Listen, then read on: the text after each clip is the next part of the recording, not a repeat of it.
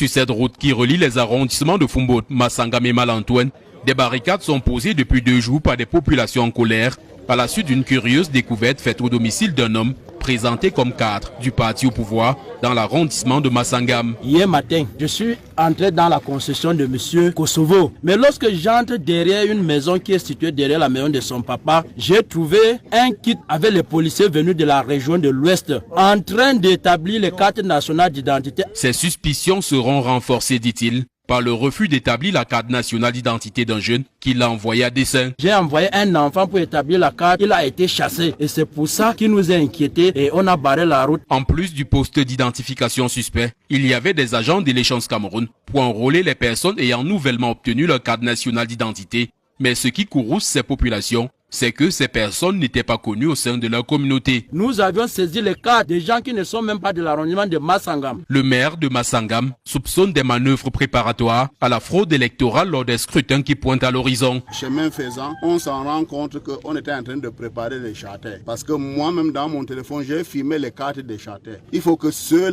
qui pensent dans leur tête qu'ils peuvent truquer les élections à Massangam, c'est des trompes. Cet agent de l'Échange Cameroun nie les accusations, faisant état de ce qu'ils enrôlaient dans un domicile privé. Il y a beaucoup de personnes qui sont venues constater. Je n'étais pas dans un domicile, j'étais en face. Face à la colère des populations, le sous-préfet de Massangam a décampé, abandonnant son véhicule. Malgré la sortie du chef traditionnel de la localité, les mécontents sont restés fermes. La population a une condition, qui est une condition souveraine. La population est en train de dire que les matériels de l'État qui se retrouvent dans un domicile privé doivent être récupérés pour que la voie publique soit libérée. Nous ne sommes pas mieux placés pour aller à l'encontre du peuple. Cette manifestation est le présage d'un processus électoral tendu dans une circonscription où l'UDC et le RDPC sont des partis leaders.